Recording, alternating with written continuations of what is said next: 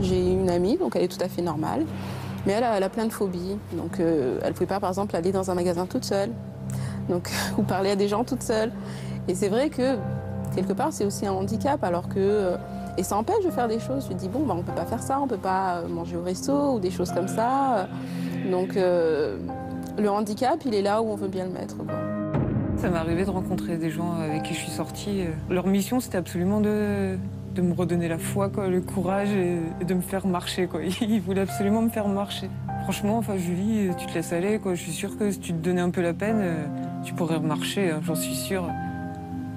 Enfin, des gens qui savent même pas nommer un seul os du squelette, quoi, mais ils savent, quoi, au fond d'eux, que je peux remarcher, quoi. Enfin, ça m'est arrivé une fois de le dire, mais toi, je suis sûre, quoi, si tu t'en donnais la peine, tu peux être un peu moins con, quoi. Mais donne-toi la peine un peu.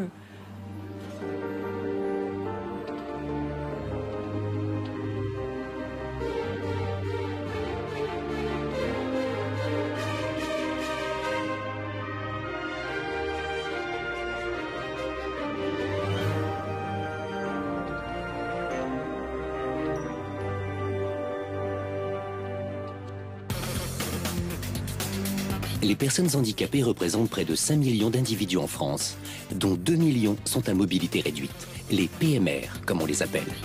Aujourd'hui, ils en ont marre d'être montrés du doigt, d'être ceux que l'on ne regarde pas en face. Ils veulent vivre une vie comme les autres, travailler, s'amuser et aimer. Comment les comprendre si ce n'est en vivant comme eux? 3 témoins, Ève, Julien et Essam, ont vécu cette expérience. Pendant une semaine, chacun s'est mis dans la peau d'un handicapé. Ils ont évolué dans toutes les situations de la vie courante pour mieux comprendre ce que vivent au quotidien les personnes en fauteuil roulant. Oula. Putain, c'est dégueu, il y a de la pisse partout. J'ai pas du tout envie d'être dans un bureau sur une fonction support. Vraiment, j'avais l'impression d'être une merde, d'être une grosse merde en fauteuil. Que ressent-on quand on est l'objet d'une discrimination fondée sur sa différence? Quel regard les autres portent-ils sur vous quand vous êtes en fauteuil? Qu'éprouve-t-on quand la société n'a rien prévu pour vous? Comment un valide peut-il espérer comprendre tous ces problèmes sans devenir lui-même un handicapé? On sent plus petit et du coup plus vulnérable. C'est ce que vont nous faire partager Ève, Julien et Essam. Car qui ne s'est jamais posé la question, et si un jour j'étais en fauteuil roulant? Je n'imaginais pas que c'était aussi compliqué. Je savais que c'était compliqué, je m'en doutais, mais je m'imaginais pas que c'était à ce point-là. Dans cet épisode, nos témoins valides vont vivre 3 expériences en fauteuil roulant. Julien va passer une journée au travail, comme la passerait n'importe quelle personne handicapée. Et mes collègues qui sont là à côté. Ève, elle, va essayer de rentrer en boîte de nuit, alors qu'elle est en fauteuil. Et Sam, lui, va partir à Nice en avion, en compagnie de Audrey. Paraplégique depuis 5 ans, la jeune femme va lui montrer les problèmes auxquels peuvent être confrontées les personnes en fauteuil roulant quand ils voyagent. Le transport en avion, malgré les nombreux efforts entrepris par les compagnies, reste un énorme problème pour les personnes à mobilité réduite. En théorie, l'avion n'est pas compliqué, c'est théoriquement bien organisé. Après, tout dépend des aéroports et des pays dans lesquels on voyage et des compagnies aériennes. Il y a une quinzaine de jours dans la presse, d'ailleurs, il y a eu un classement des meilleurs aéroports dans le monde et Roissy est le pire au niveau international. En France, ça se passe pas suffisamment bien. Ça se passe pas suffisamment bien parce que il arrive encore très souvent qu'il y ait des fauteuils roulants cassés en soute. Moi, ça m'est arrivé, mon fauteuil de sport qui soit cassé, ça arrive très fréquemment. Moi, quand je pars et que je prends mon véhicule, je le laisse tout simplement à l'aéroport et que je pars à l'étranger, j'ai un deuxième fauteuil parce que je sais qu'au retour, il peut être broyé et j'ai besoin d'un fauteuil pour faire mes transferts, pour rentrer chez moi, en attendant tout simplement d'avoir un autre fauteuil réparé. Même pour aller aux toilettes dans un avion, mais c'est un truc de fou. Déjà, on n'a pas de fauteuil, donc on ne peut pas y aller. On est obligé de demander de l'aide. Ils amènent le petit fauteuil pour nous emmener dans les toilettes. C'est un truc super exigu. Enfin, c'est assez spécial. J'ai souvent eu cette impression qu'effectivement, jusqu'au dernier moment, il va se passer quelque chose, on ne va pas pouvoir embarquer. Oui, c'est arrivé régulièrement. Les voyages en avion sont particulièrement stressants de ce fait-là. Pour corroborer ces témoignages, Essam va partir avec Audrey en avion. Essam a 28 ans et il vient de finir ses études. Être en fauteuil roulant, ça a souvent été en fait une de mes angoisses principales, d'être handicapé. Quand je croise une personne qui est handicapée, ça me fait vraiment de la peine. À mon avis, c'est pas facile à vivre tous les jours. Le regard des autres qui se pose sur vous. Je veux pas faire partie de ces gens-là qui regardent bizarrement les personnes différentes. Audrey a 25 ans.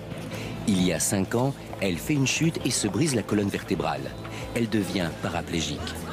C'est elle qui va guider les témoins dans le monde du handicap pour leur faire découvrir un univers qu'ils ne connaissaient pas. Il y a des soucis d'accessibilité, ça c'est certain, mais il y a quand même beaucoup de choses, il y a beaucoup de points positifs aussi, c'est qu'il faut pas, c'est pas parce qu'on est en fauteuil qu'on doit être tout triste et pouvoir rien faire. Au contraire, enfin, ce que j'ai envie de montrer, c'est que même si voilà, on a un handicap, ça ne nous empêche pas de voyager, de travailler, d'avoir une vie sociale, d'avoir une famille. C'est vraiment ce que j'ai envie de montrer. Pour l'heure, départ vers Nice. Les billets ont été pris avec une compagnie aérienne low cost. Audrey et Essam ont été convoqués 2h30 avant le départ du vol du fait du handicap d'Audrey. Pour cette expérience et pour des raisons évidentes de sécurité, Essam ne sera pas cette fois-ci dans un fauteuil roulant. Mais il voyagera en compagnie d'Audrey et nous fera partager ses sensations. Bonjour. Bonjour. Destination, s'il vous plaît. Nice. Nice. À 10h40. Alors, vous êtes combien voyageurs? 3. Vous êtes 3, ça va en soute? Oui. Ok, vous avez droit à un bagage cabine chacun. Okay. Alors ça, c'est considéré comme 2 bagages. Comme 2 bagages? Oui. Mais c'est du matériel médical qu'il y a dedans. Ah d'accord. Vous avez une ordonnance, c'est tout? J'ai une ordonnance pour dire voilà, que c'est du rechange au cas où si j'ai des petits soucis en fait. Passez au 131. D'accord, ok, merci. Merci. Donc là, c'est une compagnie que je connais pas, donc c'est une compagnie low cost, donc on va voir aussi comment ça se passe, si ça se passe différemment qu'avec les autres compagnies, les plus grosses compagnies. Quoi, voilà. Bonjour. Bonjour. Alors, on vient pour l'avion de Nice à 10h40. C'est toi qui as les billets. Vous avez des bagages enregistrés? Alors il y a un fauteuil roulant uniquement. Il y a mon fauteuil que j'avais parce que pour avoir l'assistance et il y a un fauteuil roulant aussi en soute. Le fauteuil, il a batterie? Non. Non. Donc maintenant pour l'assistance, ça sera porte B au premier étage pour l'embarquement. Ok. Ils vont prendre en charge et ils vous accompagneront aussi. D'accord, donc d'ici combien de temps ils viennent Ils arrivent tout le temps, 40 minutes avant le départ, quoi, en fait. Mais il faut quand même y être matin, comme ça, moi, c'est plus sûr. D'accord. Demandez-leur exactement quand est-ce qu'ils viendront vous récupérer, si au cas où vous voulez partir quelque part. D'accord, ok, bon, mais merci beaucoup. Après avoir enregistré les bagages, il faut maintenant chercher le bureau de l'assistance. Donc, ascenseur. Ascenseur. Ils sont là. On va descendre. Parce que... Je vais demander. Ouais. Bonjour. Prioris, est-ce que c'est là? Super. Oui. C'est là. Merci. D'accord, merci. C'est bon? Entendu. D'accord, ok. Bon, mais merci. En principe, ils me disent de venir toujours 40 minutes avant, mais là, on ne sait pas trop. Ils m'ont dit il faut attendre là. Donc, comme on a 1h30 à attendre, je ne sais pas si on va vraiment attendre là pendant 1h30, mais bon, on va voir comment ça se passe, quoi. On nous donne un peu une fourchette un peu d'heures. En fait, on nous dit oui, ils vont venir entre un quart d'heure et une demi-heure. Donc, c'est vrai qu'on ne peut pas non plus trop se permettre voilà, d'aller prendre un café ailleurs. Donc, c'est vrai que nous, voilà, on a été prendre une boisson. On a dit bon, on va rester dans le... On va rester dans le lieu parce que comme ça, au moins, on sait quand ils arrivent, quoi. Moi, en temps normal, pour prendre un vol, quel qu'il soit d'ailleurs, qu'il soit court courrier, moyen, long courrier, j'arrive environ 1 heure à l'avance, pas plus, voire parfois moins. Là, on est arrivé quasiment 3 heures avant. Enfin, 2 heures et demie avant, on est arrivé. Donc, je comprends pas trop l'intérêt. Une convocation très en avance pour finalement patienter. Patienter longtemps. À la place de leur fauteuil personnel, qui doit partir en soute, les personnes handicapées sont placées dans un fauteuil appartenant aux aéroports. C'est à ce moment que l'échange doit se faire. Quand on vous dit que vous devez prendre l'avion en France et que vous devez changer de fauteuil, puisque votre fauteuil est mis en soute, on vous met dans un fauteuil de transfert d'appoint. C'est vrai que la plupart du temps, dans les aéroports, on nous place dans un fauteuil, un petit fauteuil avec lequel on ne peut pas avancer, avec des petits trous. On appelle ça la poussette. C'est une chaise avec des roues de cette taille. Donc même si vous avez des bras longs, vous ne pouvez pas le pousser. Ce qui fait qu'une fois que vous êtes assis dessus, c'est comme un bébé dans une poussette, vous ne pouvez plus rien faire de manière autonome. C'est comme si on vous enlevait vos jambes, quoi, entre guillemets. Quand vous avez 1 heure à attendre, la personne va vous dire je vous mets un endroit, on se retrouve là. Donc elle me met à côté d'un café, au pied d'un poteau, et je vais attendre une demi-heure. Et j'explique à ces personnes que pendant 1 heure, moi je n'ai pas que ça à faire. Si je veux aller aux toilettes, bah, il va bien falloir que je l'appelle. Si elle n'est pas dispo, comment je vais faire? Je vais demander à quelqu'un. Quand il y a un agent qui vous prend, il vous pose là, tac, il fait ses trucs, il vous reprend et c'est vraiment assez spécial. Je me suis fait disputer une fois parce que je me suis dit allez, j'étais accompagnée et j'ai demandé à la personne de me pousser parce que j'avais envie d'acheter des clopes moins chères aussi moi. Et il y a un homme qui devait s'occuper de moi, de monter dans l'avion et qui m'a presque insulté parce que j'avais bougé de ma place et qui m'a cherché partout pendant au moins 5 minutes alors que moi ça faisait déjà 1 heure que j'attendais. Et voilà, j'ai pas apprécié. Moi, sur ce fauteuil-là, je suis complètement autonome, complètement indépendant. Vous mettez sur un autre fauteuil, les gros fauteuils des aéroports ou les toutes petites poussettes dont je vous parlais avant, et ben je ne le suis plus. Donc vous me retirez mon autonomie, alors qu'il n'y a rien qui le justifie. J'ai payé mon billet d'avion exactement le même prix que vous. Tant à la SNCF, on a des réductions super, tant dans les avions, non. Voilà, on est en droit d'exiger le même traitement. Oui, c'est ça, oui. Vous partez où? Nice. 10h40. Mais on va commencer à y aller. Cette fois-ci, l'assistance est venue sans un autre fauteuil. L'échange se fera juste avant la montée dans l'avion. Au niveau d'âge, il y a une personne avec la dame. Ouais. Comme ça, et comme ça. D'accord, ok. Bonjour. C'est le moment d'embarquer pour l'équipe qui accompagne Audrey. Le groupe est séparé. Une personne handicapée ne peut voyager qu'avec un seul accompagnant. Pour rentrer dans l'avion, moi, mon fauteuil, je ne rentre pas parce que c'est trop large pour passer dans l'allée. Donc il me passe une genre de petite poussette assez étroite, il ne faut pas être très gros pour rentrer dedans, quoi. Et en fait, donc déjà, il faut que je fasse un transfert dessus. Et ensuite, avec ce fauteuil, il m'amène dans l'avion. Et ensuite, bon, après, j'avais plus qu'à choisir ma place, voilà, me poser où je voulais. Et donc non, enfin, après, moi, c'est une habitude aussi, voilà, j'ai l'habitude, ça se passe toujours comme ça, donc il n'y a pas trop de soucis. Le fauteuil appartenant à l'aéroport, la poussette comme elle est appelée, est redescendue de l'avion. C'est le moment du décollage, direction Nice et son soleil.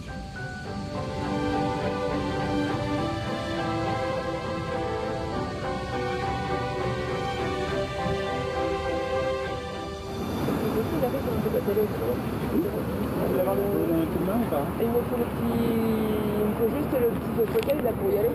Mais on l'a pas en fait. Ah, il n'a pas été pris en... Non, il est pris en suite. Non, je parle de petits fauteuils pour passer là. C'est au sol en fait. Donc il va falloir qu'on le porte. Ben oui, il va falloir qu'on le porte. Allez, aux toilettes. Il reste combien de vols? Il y a moins 5. Et là, j'ai 5. Ah ouais, À un moment, j'ai voulu un peu aller aux toilettes, ce qui est bon, normal. Mais le problème, c'est que dans l'avion, en fait, le petit fauteuil voilà, qui m'avait permis de rentrer dans l'avion, ils ne l'ont pas gardé, en fait. Ça appartient à l'aéroport, donc la compagnie n'en avait pas. Donc je me suis retrouvée un petit peu bloquée pour aller aux toilettes. Pourquoi, en fait, il n'a pas été mis avec nous, en fait, le fauteuil? Jamais on prend le fauteuil. Parce que quand je suis partie... C'est la première fois que vous voyagez avec nous? Oui, parce que quand je voyage... Moi, j'ai 8 ans de boîte, on n'a jamais eu de fauteuil en cabine. Parce que moi, le petit fauteuil là qu'on a mis... Le petit fauteuil, il rentre pour vous déposer. Oui, parce que quand je suis partie au Japon, j'avais droit au petit fauteuil. Ah bah oui, parce que sur 12 heures d'avion, il fallait bien aller... Mais là, on ne part pas au Japon, c'est en fonction c'est des petits trajets, oui. Voilà, c'est ça. Alors le steward de cette compagnie, en fait, nous a dit qu'il faisait que la compagnie faisait une distinction entre les handicapés. Donc en fait, il y a 3 stades. Donc il y a le stade où la personne peut marcher mais avec difficulté. Le deuxième stade, c'est vraiment où la personne se déplace très très mal et qu'elle n'arrive pas à monter des marches. Et le troisième stade, c'est la personne qui ne peut pas du tout se déplacer autrement qu'en fauteuil. Et cette troisième catégorie, entre guillemets, n'est pas acceptée en voyageant seule. C'est-à-dire que les autres personnes ont le droit de voyager seules, sauf les personnes qui sont complètement dépendantes d'un fauteuil roulant. Donc en gros, si on est handicapé, voilà, comme moi, enfin Charlie, oui. Si je veux voyager toute seule, il faut que je paye plus cher sur une compagnie plus grosse, quoi. Parce que moi, sur une compagnie... Malgré sa gentillesse et sa disponibilité, le chef de cabine a du mal à justifier les incohérences des procédures de la compagnie. Ah oui, oui. Mais pour nous, par exemple, l'accompagnateur va vous donner le prix d'un billet supplémentaire, par exemple. En fait, ils considèrent les personnes handicapées comme des mineurs. En fait, on est dans la même case, en gros. Que voilà, nous, un mineur doit être accompagné, un handicapé, c'est pareil. Donc, ce qui est assez un peu dégradant. Ça voudrait dire que donc Audrey, cette jeune fille de 25 ans que je connais depuis plusieurs jours maintenant, qui m'a l'air tout ce qu'il y a de plus rationnel, tout ce qu'il y a de plus adulte, est considérée au même titre qu'un enfant. C'est quand même assez bizarre. Audrey a vraiment besoin d'aller aux toilettes. C'est Essam qui va devoir la porter puisqu'il n'y a pas de fauteuil prévu pour circuler dans l'appareil. Et porter un adulte dans un avion, ce n'est pas une chose aisée. Heureusement que c'est pas toi qui t'es fait porter. Heureusement que c'est pas toi lundi, hein, parce que pour te porter... Attends, tu vas... Déjà, enlève le sac. Non, enlève le sac. Mais lève-toi déjà, ça sera beaucoup plus simple. Ah ouais. Parce que... Tiens. Tu me fais ça. Donc, mets-toi de l'autre côté parce que... Voilà, comme ça. Et tu portes comme ça. 1, 2... Aïe. Aïe. Oh putain, on rentrera jamais. Non? Non, mais vas-y, teste, mais... Non, c'est pas possible. Non? Non, c'est bon. Bon, alors attends, je vais te reposer. Vas-y, repose-moi. C'est mort. Ouais, non, c'est de l'autre côté, c'est bon. Non, mais c'est mort. C'est trop petit. Heureusement que l'envie, elle n'y est pas non plus trop, quoi, parce que... Non, sinon, j'aurais refait leur siège.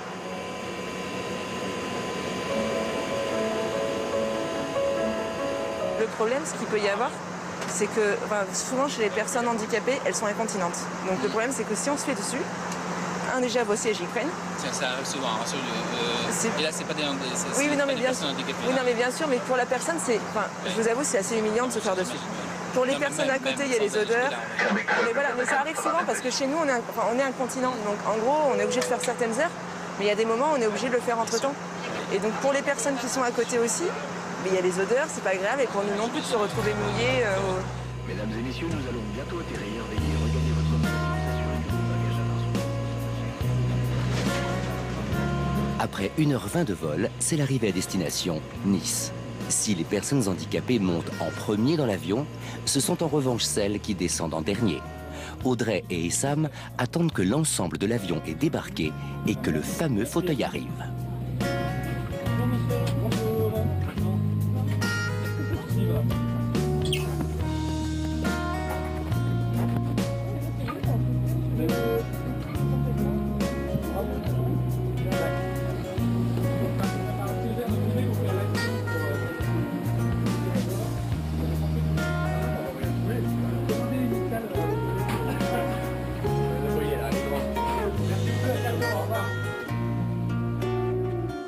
Je trouve que ce genre de situation, ça porte atteinte à la dignité de l'individu. Autant on peut accepter d'attendre, autant on peut accepter de se dire bon ok, je vais devoir payer un billet de plus pour que ma sœur m'accompagne ou pour que tel ami m'accompagne parce que je peux pas voyager tout seul. Et pourtant, c'est quand même le but d'un low cost, c'est de pouvoir payer moins cher. Si on est obligé d'avoir un accompagnant, ça va quand même un petit peu contre le principe. Mais le fait de ne pas pouvoir aller aux toilettes, c'est quand même, on marche sur la tête. On est au 21e siècle. On a toutes sortes de choses, de technologies, que ce soit dans notre poche, que ce soit nos ordinateurs, que ce soit dans nos voitures. On n'est pas foutu d'avoir un petit siège pliable qu'on va ranger dans un compartiment dans l'avion pour assister les personnes qui doivent être assistées. Je pense qu'on marche sur la tête. Un avion qui coûte plusieurs millions d'euros, on n'est pas foutu d'y mettre un petit siège qui coûte au pire quelques centaines d'euros. Il y a un problème. Après une petite escapade à Nice, Audrey se rend chez Ève. Salut Audrey. Ça va? Ça va et toi? Ça va, ça va. Alors? Prête pour sortir? Ève est le second témoin de l'émission. Ce soir, les deux jeunes femmes ont décidé de sortir. Mais peut-on passer les mêmes soirées en fauteuil que lorsqu'on est valide? Et toi, quand t'allais en boîte, tu te faisais soin, ça t'est déjà arrivé de te faire refouler ou Ça m'est jamais arrivé de me faire refouler. Jamais, jamais. Non. Tu penses que ce soir, on risque de se faire refouler en fauteuil? Je pense, ouais. Je pense, parce que connaissant quand même les boîtes à Paris, en termes d'accessibilité, ça va être compliqué et tendu. Donc, on va voir les excuses qu'ils vont nous trouver, mais clairement, ça m'étonnerait qu'on ait des oui. Et même à l'intérieur de la boîte, je suis pas persuadée, si c'est pas étudié pour, qu'ils nous laissent rentrer pour des raisons de sécurité. Ouais. Ça, je pense que c'est ça qui va certainement être un facteur de non à l'entrée. Ève est parisienne, elle a 32 ans et connaît tous les endroits branchés de la capitale. Avec son physique avantageux et ses connaissances, elle rentre habituellement dans toutes les boîtes. Que va-t-il se passer alors qu'elle se présente ce soir en fauteuil roulant? Les videurs se comportent-ils de la même façon face à une personne handicapée? En général, c'est quand même un casse-tête quand on est en fauteuil roulant pour sortir. Le week-end dernier, j'étais en déplacement à Bordeaux et on a voulu sortir avec des amis et on a voulu sortir en boîte notamment. Et là, notre ami qui est de Bordeaux, il me dit bon, on va essayer d'y aller assez tôt parce que les fauteuils roulants, c'est pas très bien vu dans cette boîte, etc. Ils veulent pas trop ils veulent pas qu'il y en ait trop. On est allé à l'heure, etc. Et puis là, le videur, il n'y avait encore personne dans la boîte. Le videur, il fait non, je peux pas vous accepter, les gars, vous êtes 3 fauteuils, non, ça va pas le faire, il va y avoir trop de monde après. Ouais, mais justement, c'est après qu'il va y avoir trop de monde. Là, pour le moment, on peut y aller tranquille, on s'installe, on ne dérangera pas. Mais même en arrivant là-bas, il n'a pas voulu nous faire rentrer. Il y a un certain nombre d'établissements qui sont plutôt haut de gamme, où clairement le fauteuil jure un peu dans le décor et où il y a une certaine réticence à laisser rentrer des personnes en fauteuil. Je crois que les responsables de discothèques ont surtout peur que ça fasse fuir des clients, le fait d'avoir des personnes avec un handicap. Enfin, ils savent pas comment réagir, ou pour eux, ils ont peur que ça se passe pas bien, ou ils savent pas forcément qu'on est des personnes normales. Un vendredi soir comme les autres à Paris. Le 8e est l'arrondissement où se trouvent la plupart des boîtes de nuit de la capitale. Les 2 jeunes femmes se préparent pour sortir.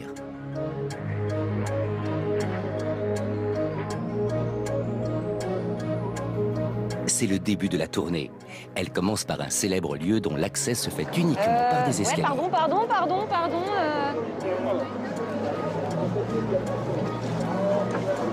Même pas une boîte. Pardon, monsieur. Ouais, c'est juste que je t'ai râpé la chaussure, ça va? On va se faire tailler un short. Alors, comment on va faire? Les gens, ils te regardent. Ils n'avaient jamais rien vu de leur vie. Bonsoir. Bonsoir. Non. Pourquoi, il y a une soirée privée ce soir? Non, on peut pas réussir, c'est la réservation. Ah d'accord, donc il faut faire toute la queue là-bas. Attendez, j'appelle le responsable. Merci, c'est gentil. Merci. Bon, déjà, c'est pas dans le direct. C'est pas dans le direct. Ouais. Le premier, c'est privatisé. Le premier. Ça, sur l'envoi. D'accord. On marche à descendre. D'accord. Et il n'y a pas d'ascenseur à l'intérieur du tout? On n'est pas équipé. Ah donc, ah ouais. Donc on peut pas rentrer en fauteuil? Oui, vous pouvez rentrer, mais c'est au premier étage, mais la salle du premier étage... Elle est privatisée ce soir. La première, quand on a voulu rentrer au début, ils étaient pas trop chauds parce qu'ils nous ont raconté qu'il y avait une histoire de soirée privée. Ils ont appelé leur responsable et après finalement on a appris que finalement il n'y avait plus de soirée privée. La soirée privée était finie à 23h30, ce qui était un peu étonnant. La privatisation elle est terminée maintenant. Ah d'accord. Ils viennent de me le dire là. Ok, d'accord. D'accord. Bon ben allons-y. Allez. On prend notre chemin à ce moment-là. On va passer de l'autre côté. D'accord, ok, d'accord. C'est cool. Je suis surprise quoi. Ouais, c'est vachement bien. Ouais. Donc après il y a le gars qui nous a amenés. Il fallait descendre par un parking souterrain en descente, qui était quand même assez relatif. C'était assez pointu, hein. C'était un petit 40% peut-être. Bien facile, oui, facile. Voilà. Et en fait, on est passé. Et en fait, après, il y avait l'accès jusqu'à la boîte par-dessous. Par contre, on ne pouvait pas accéder au deuxième sous-sol parce que c'était que des escaliers et que ce serait trop petit pour nous, ça serait trop exigu, donc on ne se serait pas amusé. Ils n'étaient pas équipés au niveau des toilettes. Ils n'étaient pas équipés au niveau toilettes, donc c'est aussi pour notre bien-être aussi qu'on soit... Mais par contre, on aurait pu aller au premier sous-sol. Après ce premier test, Audrey et Ève partent vers une autre boîte, proche et encore plus sélecte que la première. Hein? On va où? Bah, elle est à gauche. À gauche? C'est là? Ouais. Bonsoir, monsieur. Il y aurait possibilité de rentrer? C'est sur réservation? Même en étant en fauteuil et tout, il n'y a pas de souci pour rentrer? Il y a des gens qui vont vous aider, il n'y a pas de problème. D'accord, donc c'est juste ce soir, on ne peut pas rentrer parce que c'est... Le week-end, c'est assez difficile. D'accord. Faut réserver maintenant le week-end pour venir? C'est récent, non? C'est un club privé, il y a des gens qui vont réserver à l'avance. Donc c'est une soirée privée ou parce que d'habitude, enfin, je suis déjà venue plusieurs fois et... Plutôt membres, donc c'est les membres qui ont réservé les tables, ils sont pas possibles. D'accord, ok, ça marche. Ok. Bon, bah c'est pas grave, merci. Merci beaucoup alors. Alors là, soirée privée, mon cul. Hop. Alors ça, c'était juste l'endroit où j'allais tout le temps. Soirée privée, mon cul. D'accord. Non, il n'y a pas plus de soirées privées le vendredi, ou alors quand il y a des soirées privées, déjà j'aurais reçu, puisque comme je suis sur leur truc, moi j'aurais reçu un mail s'il y avait une soirée privée, et il n'y a pas de soirée privée. Il n'y a pas de soirée privée. D'accord. Parce que Donc, j'aurais eu le mail. Ils ont sorti la fausse excuse. La double excuse à 2 balles. D'accord. Alors là, on fait direct. Ouais. Alors la deuxième, c'était... Voilà, qu'il fallait être inscrit, enfin en gros, au début, il fallait réserver. Réserver la table. Et en creusant, quand je leur ai demandé, quand je leur ai dit, mais moi d'habitude quand je viens, enfin il n'y a jamais besoin de réserver nécessairement. Ah oui, mais là c'est une soirée privée de membres, donc il faut réserver une table déjà à l'avance. Ce qui n'est pas du tout le cas, ce qui n'est pas du tout concret. Moi, normalement, je reçois les mails pour les soirées privées, les événements dans cette boîte de nuit-là. Et comme par hasard, je n'ai rien reçu aujourd'hui ou dans la semaine pour une soirée privative. Donc là, c'était vraiment par rapport au fauteuil, je pense que... Là, c'était clairement, il a vu les fauteuils, il est oh là là, problème. C'est privé, soirée privée. Pourtant, j'avais ouvert mon décolleté. J'avais ouvert le décolleté. Ah mais là, on aurait pu même montrer nos culottes, c'était mort. Oui, ça aurait pas marché. Ils auraient mieux fait de dire la vérité, oui, ça c'est sûr qu'ils auraient mieux fait de nous dire clairement, il y a des marches, il y a beaucoup de marches pour accéder à la piste de danse, c'est pas sécurisé, on n'a pas des infrastructures pour. Oui, ils auraient pu être au moins clairs, quoi. Plutôt que soirée privée, vous pouvez demander à 25 personnes qui étaient en train de faire la queue. C'est plus vexant à la rigueur quand on ment que quand on dit clairement les choses. Dire clairement les choses, ce n'est pas possible pour ces lieux censés ne pas faire de discrimination. Quelle que soit la boîte, les videurs trouvent toujours une excuse valable pour ne pas laisser entrer les 2 jeunes femmes en fauteuil roulant. Même les boîtes peu sélectes d'habitude deviennent des endroits interdits. Bonsoir. On est 4, ça serait possible? Et pourquoi? Parce que je ne connais pas. Même si je vous connaissais, vous n'êtes pas du tout équipé?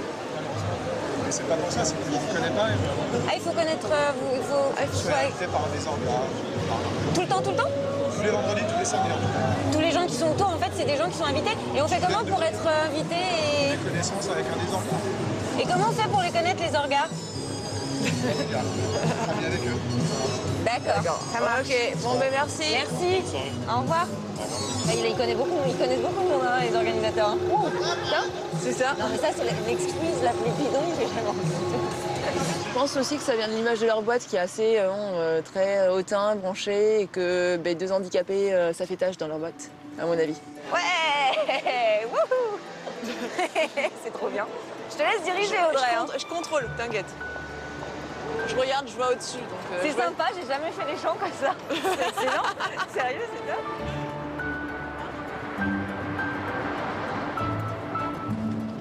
Bonsoir, c'est possible d'accéder ou pas? Bonsoir, vous êtes combien? On est 4. 4? Sur les 4. Là, 2, 3, 4? Oui, c'est plus 4, ouais. D'accord. On va vous aider. Vous êtes quand même pour descendre? Vous pouvez, il n'y a que des marches. Il y a beaucoup de marches? Il y a beaucoup de marches, il n'y a que des marches en bas pour accéder en bas. Et on a énormément de monde. Ouais. Donc, on peut vous donner un coup de main pour descendre, mais c'est après. Ouais, mais voilà, non, ça va être trop dans le. Mais en tout cas, c'est gentil, merci beaucoup. C'est gentil, merci beaucoup, monsieur. Merci, au revoir. Merci. Hop. Ils utilisent l'excuse du fait qu'on risque de pas passer un bon moment parce qu'on va être bousculé, parce qu'il y a trop de monde, pour nous éviter, voilà, pour s'éviter de nous avoir dans leur boîte, en gros. Merci. Par contre, la Pierre, va falloir que tu m'aides à monter parce que je vais pas y arriver. T'es prête? Ouais. Ouais. Bonsoir, messieurs. Bonsoir. Bonsoir. J'ai un gros souci, c'est que notre ascenseur ne fonctionne pas du tout. Ouais. Et donc il n'y a que des escaliers, donc je sais pas ce que vous arrivez à faire, mais vous connaissez les escaliers d'ici. Vous pouvez jeter un œil peut-être, mais c'est vraiment très... Ouais, et donc d'habitude vous avez un ascenseur? Bah ouais, mais on l'a pas, en fait ça vient d'être acheté, donc ça fait 3 mois qu'on doit le réparer. Vous pouvez jeter un œil si vous voulez, allez voir si c'est jouable. Ouais, tu vas regarder quand même. Parce que c'est vraiment en collimation et c'est... Allez jeter un œil monsieur si vous voulez. C'est pratique, c'est les ascenseurs qui marchent pas. Alors on a été vérifié, effectivement, l'ascenseur ne marchait pas de toute façon, donc ça, c'est, il n'a pas menti là-dessus. Bon, après, de faire descendre 2 personnes en fauteuil par un escalier en colimaçon, c'était clair qu'on allait refuser. Donc c'était juste histoire de paraître gentil, pour être gentil, mais c'était vraiment parce qu'ils savaient très bien qu'on ne prendrait pas le risque. Bah, merci beaucoup. Merci.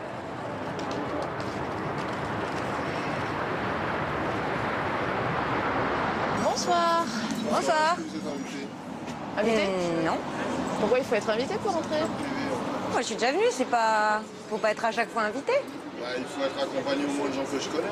Donc, mais c'est marrant, ce soir, il y a beaucoup de... Il faut toujours être invité quand on est en 10, c'est bizarre. C'est soirée privée. C'est soirée privée, tu connais les organisateurs. Ça fait... Soirée privée. Mais sérieux, je savais pas qu'il y avait autant de soirées privées à Paris, moi. Waouh! On a eu très fréquemment cette excuse de soit soirée privée, soit il fallait connaître les organisateurs, il fallait connaître des gens qui connaissaient les organisateurs. C'est surtout l'excuse qui est revenue très fréquemment. Je pense que les gens regardent, enfin les physionomistes regardent surtout le fauteuil que la personne. Parce que je suis sûre qu'on arriverait en jean basket ou super bien habillé avec des fringues de luxe, ça serait la même chose. Alors qu'une personne va arriver en basket dans une boîte chic, ils vont pas la laisser passer. Et là, au contraire, ça sera pareil, qu'on soit bien habillé ou pas, ça sera le fauteuil, quoi. Et les gens sont toujours... vous accueillez avec un sourire, mais vous sentez que c'est pas adapté, qu'il n'y a pas de toilette, ou que c'est au premier étage. C'est toujours compliqué. Mais il vous le dit jamais de façon objective. Vous dites, oui, je sais, on est un peu en retard et tout ça. Et vous ne laissez pas comprendre qu'ils n'ont pas envie que vous reveniez. Parce qu'ils sont là pour vendre du rêve et qu'un mec en fauteuil roulant, fauteuil électrique, c'est pas bien, c'est pas beau dans le paysage. Et ça, je l'ai ressenti beaucoup de fois. On vend du rêve, vous n'êtes pas du rêve. Vous êtes de la douleur, de la souffrance, vous êtes en fauteuil roulant, vous êtes une victime. On ne veut pas de victime ici. Ici, on veut que du soleil, de l'argent, des lingots, et du sourire et du luxe. Luxe, calme et volupté. Donc, dégagez. Travailler au quotidien pour une personne en fauteuil n'est pas chose aisée. Les sociétés doivent avoir des équipements adaptés et accepter les contraintes liées à l'embauche de personnes à mobilité réduite. Cédric travaille à la Défense et il est acheteur. De par sa fonction, il est souvent amené à se déplacer en province. Il a su parfaitement adapter son handicap à son métier.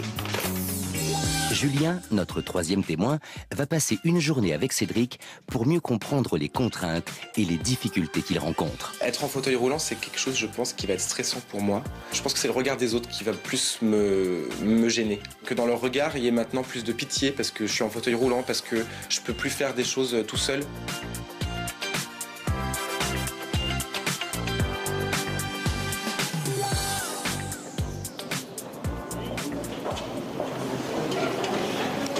Salut Julien, ça va? Et toi? Très bien, merci. Ça va? Ouais. Passé? Ouais, c'est bon. Tu me suis? Ouais. On va partir. Bon Julien? Ouais. Tu vas voir ma tour. On est au 17e étage. Tu vas voir un peu comment on s'intègre dans une tour comme ça à la Défense. Ouais. Une bonne heure, des gros volumes, tout accessible. D'accord. Bon, c'est dur? Bah c'est parti, je te suis. Allez.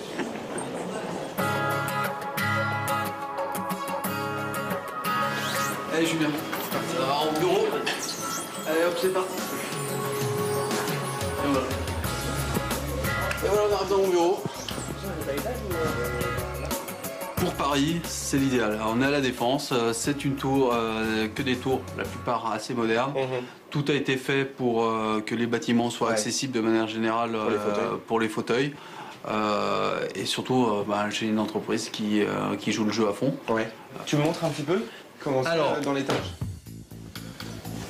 Et mes collègues qui sont là à côté. Ouais. Le positionnement des bureaux. C'est assez mobile de ce côté-là. La moquette est un peu plus épaisse, elle est neuve. Là, tu vois tout de suite la différence par rapport à là. Là, toi, on a juste un local photocopie.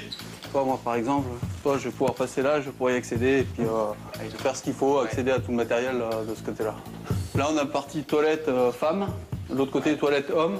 Dans les deux cas, il y a un toilette handi qui est prévu à chaque fois. Là, je te fais faire le tour. Donc là, on est sur l'autre partie de la tour. Il y a des petites portes de temps en temps. Je vois ça. Tu vois, après, c'est un coup à prendre. Elles sont automatiquement assez larges. Donc, quand tu prends un peu d'inertie, ça s'ouvre bien. On passe largement là-dessus. Ce que j'ai vraiment apprécié dans cette entreprise, c'est que les discussions ont été en deux parties. C'est une première partie, c'était clair, c'était le job. Est-ce que je corresponds au job? Est-ce que je vais répondre aux attentes de l'entreprise? Est-ce que ça me correspond? Est-ce que ça me correspond à moi? Est-ce que ce que je veux faire? Et après, quand on a calé tout ça, qu'on était d'accord sur le fond et puis que les choses étaient claires, maintenant, c'était cash. voilà, vous êtes en fauteuil, est-ce que vous avez des besoins particuliers? Est-ce que vous avez... ils ont carrément posé... à partir du moment où on a calé, le but du jeu, c'est d'avoir un gars qui bosse, qui soit opérationnel, qui s'investisse dans son boulot, qui corresponde à un besoin de l'entreprise. Après, il a une particularité, il est en fauteuil. Donc, est-ce qu'il y a une particularité? Est-ce qu'il y a des besoins particuliers de ce côté-là? Et du coup, tu peux te déplacer facilement dans tout l'étage, là. Il y a pas de... Dans tout l'étage, on va dire que tu es aussi rapide que les personnes qui sont sur leur... Ah si, je peux être plus rapide, hein, des fois. Adapter l'entreprise et ses locaux est essentiel à l'intégration des personnes handicapées. S'il n'y a pas d'accessibilité, les personnes en fauteuil roulant ne peuvent pas travailler. Maître Geoffroy Blétrache a dû saisir la justice pour obtenir gain de cause et pour pouvoir exercer son métier pleinement. Je suis avocate depuis quelques années et je me suis rendu compte que la plupart des tribunaux n'étaient pas accessibles à une personne en fauteuil roulant. C'est-à-dire que je ne pouvais plus aller plaider par exemple au tribunal d'instance de Lens, qui est le tribunal où j'exerce puisque je suis installée à Lens. C'est pas facile, vous savez, de travailler dans des conditions pareilles. Être obligé de sonner à une porte, on vous ouvre pas, être obligé de passer par les cuisines, les sous-sols, plaider dans la rue, parce que ça m'est arrivé plusieurs fois de plaider dans la rue, dans les cours, dans les bistrots du coin. Bon, moi, je dois avouer que c'était pénible pour moi, très pénible. J'avais déjà prévenu les présidents des différentes juridictions en leur disant, écoutez, il faudrait peut-être voir à mettre des ascenseurs, installer des ascenseurs, d'ailleurs, pas seulement pour moi, mais aussi pour tous les justiciables qui viennent, qui sont fatigués, qui sont âgés, qui sont handicapés, etc. Puis rien ne bougeant, je me suis décidée, avec l'aide à l'époque de l'Association des Paralysés de France, à lancer une procédure. Et puis le temps a passé, puisqu'il a fallu 4 ans avant que le Conseil d'État se décide à rendre une décision, un arrêt. Maître Geoffroy Blétrache a gagné sa procédure. Le tribunal a reconnu qu'elle avait subi un préjudice. C'est tellement important, si vous voulez, l'accessibilité, parce que c'est la vie dans la cité. C'est la vie de citoyens, c'est la vie de tous. Sans accessibilité, on reste chez soi, on ne bouge plus. Là, maintenant, ce qu'on va faire, c'est que demain, je pars sur un salon, en déplacement. Je suis sur un salon demain. Derrière, j'enchaîne sur une réunion avec des clients, des fournisseurs, pour être bien sûr de caler un peu les bons messages à faire passer sur les différents marchés, sur la politique de ce côté-là. Bonjour, on va manger. J'ai faim. Bon, ton message est clair, on va y aller. On est parti. Allez, feu. Après une matinée à comprendre les difficultés de travailler quand on est en fauteuil, Julien et Cédric partent déjeuner. Tout a été adapté pour un accès facile, même le restaurant. Là, pour descendre dans cet ascenseur, il y a un ascenseur qui est prévu directement pour qu'on accède au niveau intermédiaire, mezzanine, où il y a la cafétéria. D'accord. Donc là, on est obligé de passer par la clé là-bas pour accéder directement au niveau mezzanine, qui est un niveau accessible uniquement pour les personnes en fauteuil et tout ça. Les autres font le tour par les escaliers. Donc ça permet d'accéder directement à cet étage-là. C'est l'apéritif, ça s'appelle. C'est l'apéritif.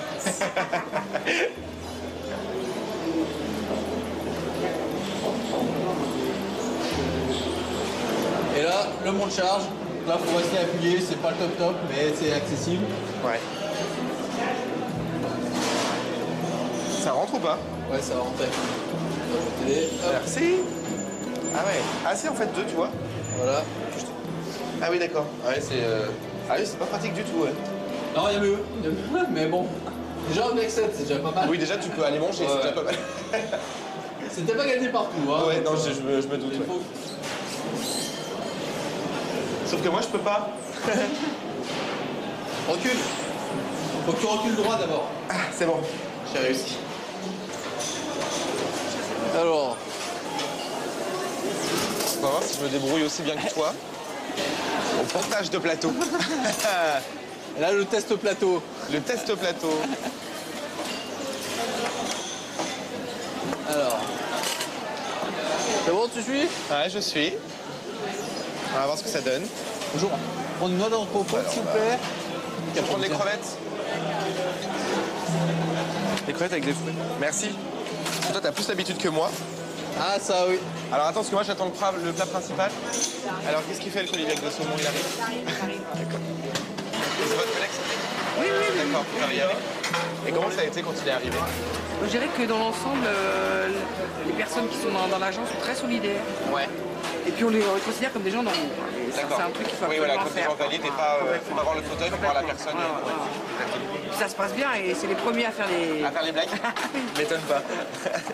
Non, c'est pas la béarnaise. Non, moi je peux pas prendre de sous. Je te remercie. Il y a tout qui glisse. Ça va pas mal pour l'instant, t'as rien... Pour l'instant, je me suis pas taché. Non, t'as rien renversé, tu t'es pas taché, mal, hein. C'est pas mal.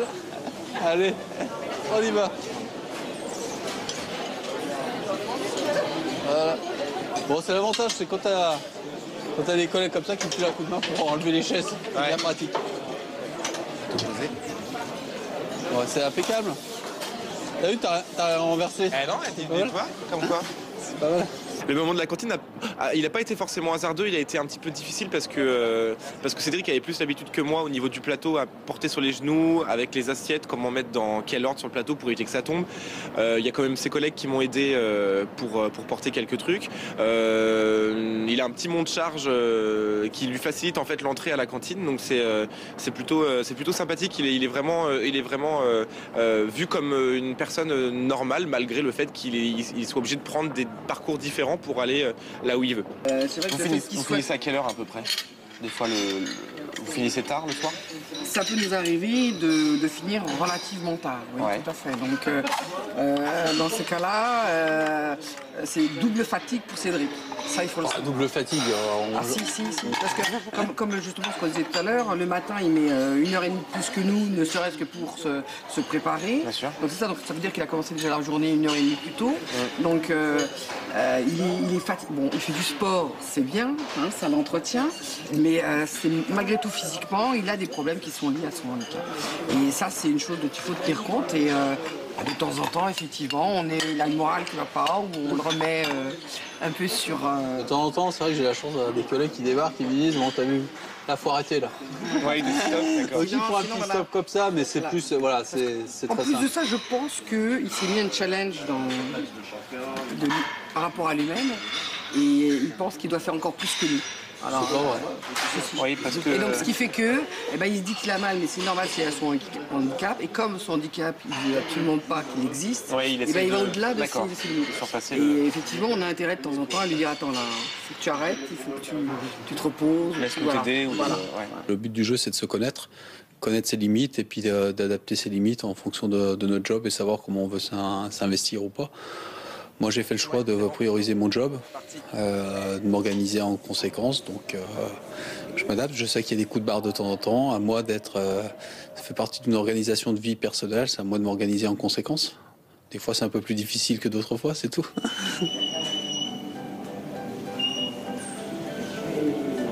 Alexis, c'est ça. Je pense qu'on est dans le monde du travail, on a beaucoup plus nos preuves à faire, quoi. Il faut toujours qu'on montre qu'on est capable de faire parce que c'est pas forcément évident pour les employeurs. Et le fait d'être en fauteuil roulant, c'est souvent associé à pas capable, quoi. Je dirais pas qu'on vous attend au tournant, mais justement, il y a des gens justement qui vont dire il est handicapé, on va lui excuser un certain nombre de choses, on va être un petit peu plus tolérant avec lui. Au contraire, nous, on a envie de prouver que même en étant handicapé, on peut en faire autant. Et le problème, c'est que si on commence à se dire je suis handicapé, donc on va penser qu'on est faible, qu'on ne peut rien faire et tout ça. Et moi, je me suis plutôt toujours dit, j'ai plein de possibilités et autant exploiter les nombreuses choses que je peux faire plutôt que de me lamenter sur ce que je peux pas faire. Moi, dans mon travail de laboratoire, c'est clair qu'il y a des situations où c'est beaucoup plus difficile que pour une personne valide de faire un certain nombre de manipulations, aller chercher des objets en hauteur, ça me demande physiquement beaucoup plus d'efforts. Mais étant donné que je veux jouer le jeu de l'intégration, que je ne veux pas justement de réaction de condescendance ou de tolérance ou quoi que ce soit, je veux pouvoir arriver à prouver ma valeur au niveau du travail comme une personne valide, quoi. La journée de Cédric et de Julien continue.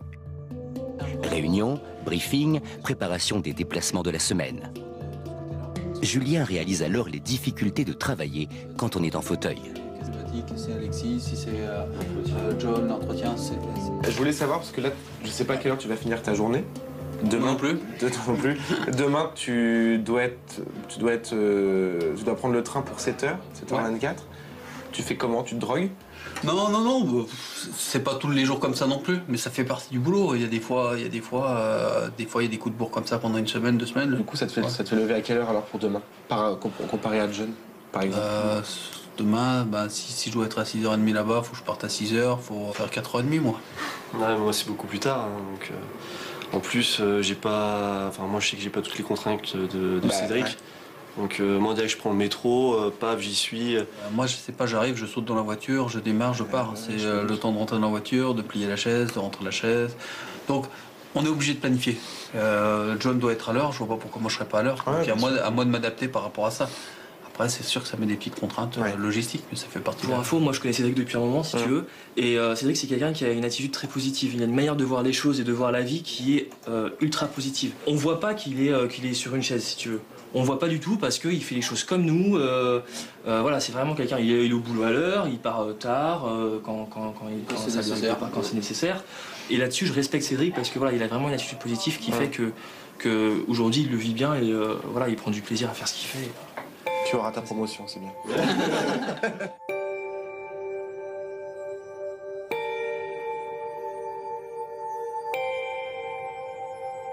Alors Julien, cette journée, qu'est-ce que t'en as pensé? Déjà, premièrement, agréablement surpris au niveau de l'ensemble de l'étage où tu travailles. Parce que tu as vraiment de l'espace pour bouger partout. T'as pas vraiment d'obstacles pour ton fauteuil. Donc c'est vrai que tu peux te déplacer comme n'importe quel valide sur ses 2 jambes. Donc ça, c'est super agréable. Deuxièmement, c'est avec tes collègues. C'est qu'il n'y a pas de barrière au niveau de l'handicap et du fauteuil. C'est super agréable à regarder. Chapeau. Mais bonne expérience en tout cas, j'espère pour toi. Non, très très bonne. Mais voilà, c'est possible quoi. Oui, tout est possible. Je pense en résumé, tout est possible. Il suffit de se donner les moyens, de le vouloir. Et puis on a la chance d'avoir des entreprises aussi. Il faut aller les chercher. Il faut arrêter d'être attentiste. Il faut arrêter d'être en stand-by. Il faut arrêter de croire que tout va nous tomber dessus et puis s'apitoyer. Je trouve que c'est facile. C'est trop facile. En sortant de cette journée-là, je pense que c'est très fatigant. Je pense qu'il y a beaucoup de personnes qui ne pourraient pas le faire. Vraiment, il faut avoir un caractère qui est vraiment très fort. Je pense qu'il faut passer par des étapes que Cédric, à mon avis, a passé plus jeune. Ça fait 20 ans qu'il est dans ce fauteuil maintenant. Enfin, bientôt, en janvier, c'est ce qu'il me disait. Et je pense qu'il en a quand même pas mal bavé, que maintenant, il relativise énormément, beaucoup plus. Et que finalement, il a une force pour dépasser tout ce qui est pour lui est obstacle. Et justement, ne pas se considérer comme une personne handicapée. De la volonté, Marie-Elisabeth Barré n'en manque pas. Cette jeune maman de 32 ans a une profession étonnante, malgré son handicap. Elle est instructeur sur simulateur de vol pour l'armée de l'air. Passionnée d'aviation depuis toujours, elle a passé son brevet de pilote adapté avant d'être embauchée comme personnel civil par l'armée. Chaque matin, à 8h30, elle se rend sur la base de Villacoublay où elle travaille avec l'escadron Parisis. Cette unité héliportée a pour mission de surveiller l'espace aérien parisien et d'intervenir en cas d'intrusion de petits avions non identifiés. Là, il y a une séance donc, de simulation de prévue, donc on va y aller. Après le briefing du matin, c'est l'entraînement à proprement dit. Direction la salle du simulateur. Sur la base, toutes les infrastructures ont été spécialement adaptées pour accueillir une personne handicapée. L'armée de l'air a mis ça spécialement en place donc, pour me permettre d'accéder à mon poste de travail.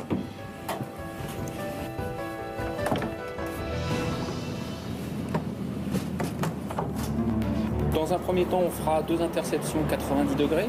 Comme avant chaque entraînement, Marie-Elisabeth écoute le briefing pour les détails de la mission. Avec un plastron évasif.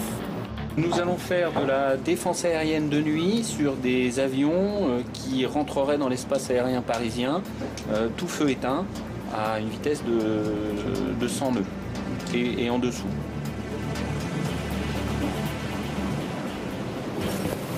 Marie-Elisabeth, aux commandes de son petit avion, pénètre dans l'espace aérien interdit. Les pilotes de l'unité tentent alors de l'intercepter. Ok.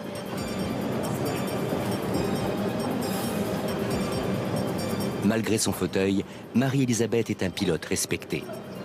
Mobilité réduite ou pas, nous on ne voit pas la différence à partir du moment où c'est une professionnelle et en l'occurrence c'est le cas donc ça marche très bien. Michel Meunier, président du Centre des jeunes dirigeants, prône l'intégration de personnes handicapées. Selon lui, par leurs différences, elles apporteront diversité et richesse à l'entreprise. La diversité, notamment la diversité via le handicap, est une source de performance pour l'entreprise parce qu'elle donne à ceux qui sont valides un autre regard sur la personne. Souvent, vous savez, vous êtes valide et vous n'arrêtez pas de vous plaindre. Mais quand vous avez quelqu'un avec qui, en fauteuil roulant, qui a une autre forme de handicap, croyez-moi, ça vous donne une certaine humilité, ça vous fait regarder la vie différemment et il y a une forme de solidarité qui se crée et un partage. Donc, on peut développer la performance des entreprises avec un management par la diversité, notamment en intégrant des personnes en situation de handicap. Éric Molinier est le président du SAMU Social, organisme qui vient en aide aux plus démunis. Soutenir les autres, Éric Molinier connaît. Il a toujours été un personnage public.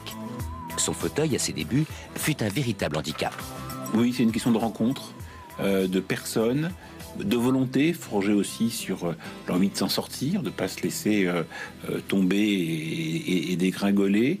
Mais je me suis quand même heurté au système. Hein. Je veux dire, je me suis quand même heurté au fait que il y a des marches partout, que la vie publique, au moins à l'époque, il y a maintenant près de plus de 30 ans, les espaces publics n'étaient pas accessibles, des marches partout, des trains pas accessibles. Donc je me suis heurté aussi à un système qui était hostile et pas accueillant aux personnes différentes. Dominique Baudis, le défenseur des droits, passe une grande partie de son temps à protéger les droits des personnes handicapées. Pour lui, les progrès qui ont été faits sont importants. Si on regarde devant nous, il reste un chemin immense à parcourir.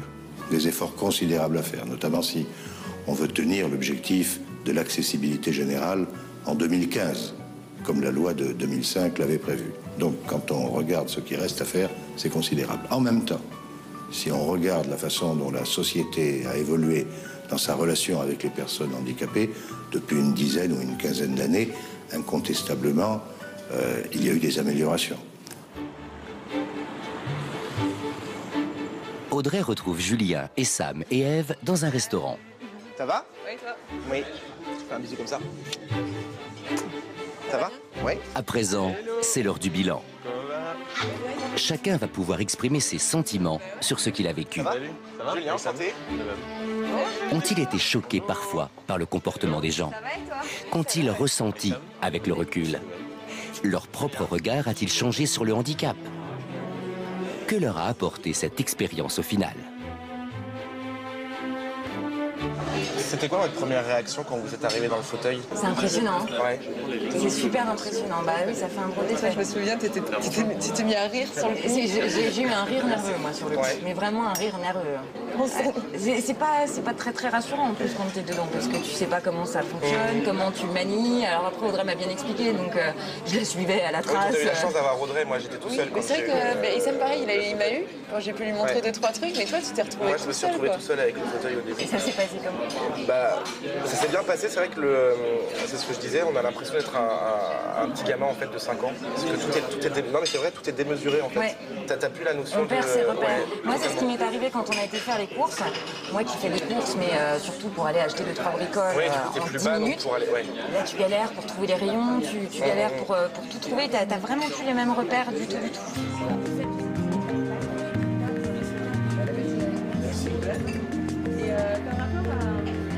Alors, qu'est-ce que vous retiendrez? Enfin, qu'est-ce qui a changé? Qu'est-ce que ça vous a apporté sur... Alors pour moi, ça a été une expérience assez unique et très enrichissante parce que d'une part, ça m'a permis de te rencontrer et de voir comment est-ce que tu avais accepté ce drame à l'origine dans ta vie et que tu en as fait une source de force qui aujourd'hui te permet d'être beaucoup plus vivante, tout simplement. Et bref, franchement, ça a vraiment été une belle expérience et aujourd'hui, je pense que j'en ressors vraiment... j'en ressors changé, quoi. Maintenant, quand je vois une personne en fauteuil dans la rue, ben, je la vois vraiment différemment. Je la vois pas avec les mêmes yeux qu'avant. Les yeux, on va dire, emplis de peine que j'avais avant, c'est plus les mêmes. Et ça, c'est grâce à toi. Et c'est tant mieux, parce que c'est bien de s'en rendre compte aussi que, bon voilà, c'est vrai qu'une personne handicapée, on a souvent de la peine pour elle, tout ça, alors que finalement, il n'y a pas de peine à avoir, quoi. Ce regard-là, finalement, enfin, tu regardes pas une personne valide avec de la peine, quoi. Donc c'est vrai que c'est... Mais oui. Et le problème, c'est que c'est ces regards-là qui te renvoient ton handicap en pleine figure, les gens qui te regardent... T'as envie des fois de les baffer, de dire bouge-toi les fesses et profite, quoi. Enfin, arrête de perdre ton temps à venir me voir, à me dire que t'as de la peine pour moi, il va vivre ta vie, quoi. Enfin... C'est clair. On est tous humains, on vit tous sur la même terre, on respire le même air, on foule la même terre d'une façon différente pour certains. Moi, c'est sur des roues, d'autres avec des prothèses, d'autres avec leurs pieds. C'est pareil, on est tous là, on est tous nés ici. Donc pourquoi nous parler différemment en fonction de notre handicap ou finalement ce qui reflète de moi ce que je vois. Et je pense que ce qui s'est entendu aussi, c'est le côté, c'est la société qui fait le handicap. Et c'est pas le fait d'être en fauteuil, c'est pas un handicap, c'est juste une autre façon différente de vivre. Et que finalement, les gens seraient, on va dire, sensibilisés à ça et compréhensifs. Je pense que finalement, un handicapé, il y aurait plus de différence. Enfin, les gens se rendent pas forcément compte pas de la chance, je dirais, de marcher, tu vois, mais des fois de tous les petits trucs quotidiens qui sont faciles à faire. Et que finalement, nous on galère plus, mais des fois c'est vrai que j'ai l'impression que finalement, moi depuis que je suis en fauteuil, moi je le dis, hein, je suis beaucoup plus heureuse maintenant qu'avant. Je suis toujours limite en train de me lamenter, dépressive. Là où je me suis pris une grosse baffe dans la gueule, c'est quand je t'ai rencontré et que tu m'as dit que... Pardon. Arrête, tu vas me faire pleurer là. Que ton accident c'était une deuxième chance. Ouais. On est toujours en train de se lamenter sur notre propre sort et c'est vrai que le fait d'avoir partagé ça avec toi, c'est hallucinant, quoi, parce que t'es en fauteuil depuis 5 ans et nous, on a le moindre petit truc, le moindre petit rhume, on a l'impression de mourir, quoi. Et c'est tellement moins facile pour vous que pour... C'est pour ça que je dis que je pense que vous êtes beaucoup plus heureux que nous. Parce que vous avez plus de sensibilité que nous, vous voyez plus de choses autour et vraiment ce passage-là, je me suis vraiment pris une grosse baffe dans la gueule, quoi. Quand tu m'as dit que c'était une deuxième chance, cet accident c'était une deuxième chance. Je me suis dit mais comment elle peut dire ça, quoi. Je veux dire, tu mets longtemps à le dire. Ouais, je sais. Mais voilà, après tu le dis, quoi. Parce que je me dis finalement, tu vois, j'aurais pas fait cette émission, je serais pas là où je suis aujourd'hui. Ouais. Déjà, je vous aurais pas rencontré. Oui. Voilà. Et voilà, j'aurais pas rencontré toutes les personnes que j'ai rencontrées, j'aurais pas fait tout ce que j'ai fait. Ce que je vais te dire, il y a 5 ans, j'étais loin de faire tout ce que j'ai fait aujourd'hui. Ouais, ce que tu me dis. Les voyages que j'ai faits, les expériences que j'ai eues, je pense que j'aurais jamais fait tout ça en étant valide. Et je pense que tu vois, c'est une revanche, tu vois, tu te dis, ok, t'es handicapé, c'est super dur à accepter, ça je te l'ai dit, on l'accepte jamais. Ouais, je sais. C'est quelque chose que tu n'acceptes jamais, mais finalement tu te dis, bon, on a eu une chance de vivre, on va dire, on a connu. Je me dis, dans mon malheur, entre guillemets, je me dis, j'ai connu quand même le fait de marcher, donc je sais ce que c'est. Mais maintenant, il va falloir que j'apprenne à vivre. Donc ça, c'est le côté au deuil, on va dire le deuil qui est dur. Mais finalement, tu rebondis, parce que de toute manière, t'as pas le choix. T'as qu'une vie, il faut en profiter, quoi. C'est vrai. Vous êtes tous... Ouais, désolé. Hein. Enfin, c'est moi qui allais craquer le premier, de toute façon, c'est sûr. Moi, ça m'a touchée. Parce que je me suis rendu compte qu'ils avaient vraiment réfléchi à tout ça, qu'ils s'étaient vraiment mis... Mais voilà, dans la peau d'un handi, c'est vrai que ça m'a fait plaisir d'un côté de me dire que bon, ça leur a apporté quelque chose. Ils se sont vraiment remis en question. Il y a une grosse remise en question. Alors moi je me suis fait une copine déjà, une copine Audrey. Voilà, je n'avais pas de copine qui s'appelait Audrey, donc j'ai une copine Audrey. Non, moi tu m'as mis une belle claque. Tu m'as mis une belle claque au niveau de ton courage, en fait. Ça m'a vraiment... Ouais, là, poum, ça m'est tombé dessus avec ton courage. Non, j'ai vraiment une vraie leçon de courage. Et puis surtout, ça va me permettre de relativiser beaucoup de choses. Étant quand même, je vais pas me cacher, une véritable petite râleuse parisienne qui se respecte, toujours en train de se plaindre pour des conneries, des broutilles, tout et rien. Et quand j'étais avec toi dans le fauteuil, et là de voir vraiment des choses qui sont bien plus compliquées, bien plus importantes, des vraies difficultés, waouh. T'as une patience mais inimaginable, t'as un courage, waouh. vraiment. Ouais, d'une tolérance et d'une patience. Waouh. Ça s'apprend. Ben ouais. Tu viens, t'as pas le choix. Ben ouais, mais ça a été assez. Ouais, ça m'a pas mal dérouté. Donc je pense que ça a apporté un petit message d'espoir en se disant que finalement on vit aussi bien que tout le monde, même des fois mieux. Qu'on apprécie d'autant plus la vie parce que voilà, on a été marqué par des événements tragiques. Après, voilà, il y a des gens aussi qui ont perdu quelqu'un, il y a toujours un moment tragique finalement, et il faut peut-être une petite fois un petit coup de pied aux fesses pour nous bouger. Et voilà, moi, c'était l'accident, d'autres, ça sera d'autres choses, mais ça n'empêche pas de vivre, quoi.